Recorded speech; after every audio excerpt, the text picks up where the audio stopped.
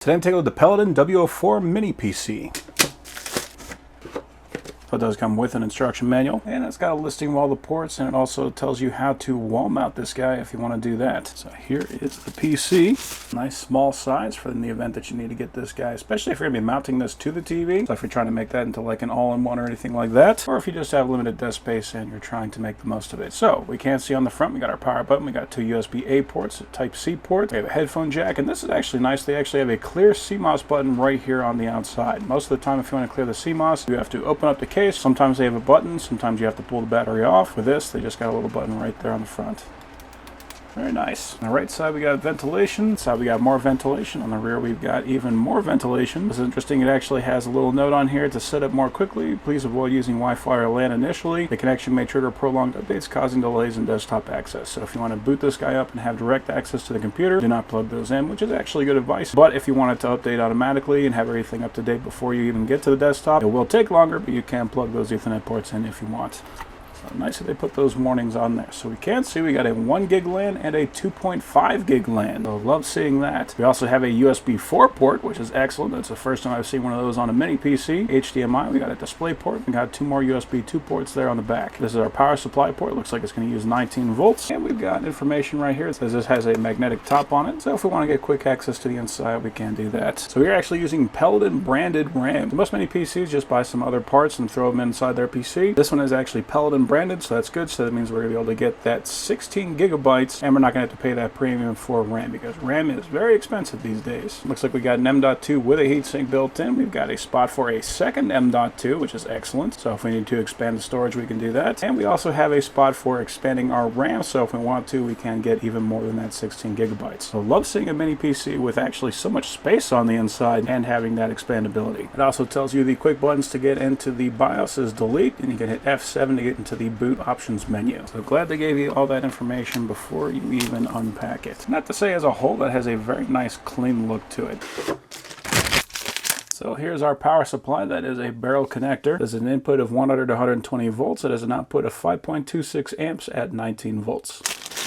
We also got an HDMI cable. We have our mount, and with a heatsink, with a thermal pad, and a couple of rubber bands to attach that. And we got a little baggie full of mounting bolts in the event that we need to screw that guy in or attach that to the wall. So appreciate that everything comes right in the box. So I'm going to start out plugging in HDMI to my monitor, power, and a dongle for my keyboard and mouse.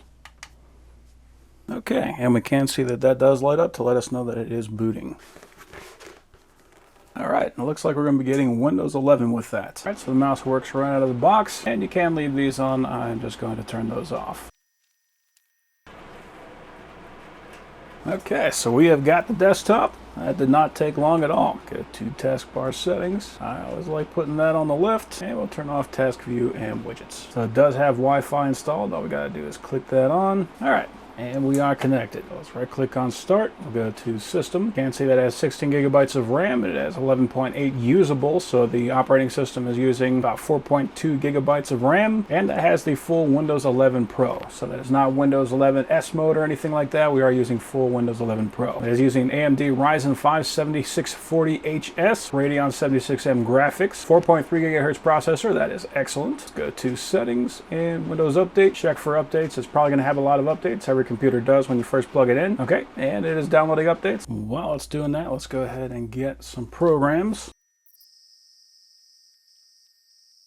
Yeah, so everything on here is running really smooth. I have had zero hiccups. I've had no stutters, nothing like that. It is just running beautifully. Downloaded some testing software. We are almost finished with the update, so I'm going to let that finish and we'll come back to it. So I'm going to start out with Cinebench. We're going to do a CPU multi-core.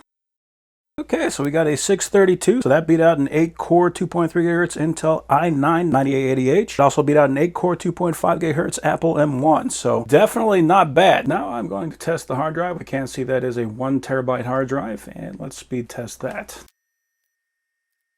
Okay, so definitely not bad there. We got 5192 on the read and 4744 on the write. So we're actually getting over 5 gigs on the read and almost the same on the write. That is exceptional for a mini PC. So we have USB4 on here. I've got an external drive where you can plug that in, and we can find out and confirm if that is in fact a USB4. With this drive, I expect to get about 3,000. All right, we can see that did find that right away, and we'll do a speed test on that. Okay, and we even exceeded that. So we got 3790 on the read and we got 3640 on the write. So absolutely for sure, that is definitely a USB 4 port. And that's great because what that means is we can actually expand that guy well beyond what you got now just because we got that USB 4 port. We could even get, PELADN actually makes an external GPU dock, so we could take that, plug that into here and turn this into a processing monster if we wanted to. So because we've got an HDMI and a DisplayPort cable slot, we could bring in this guy.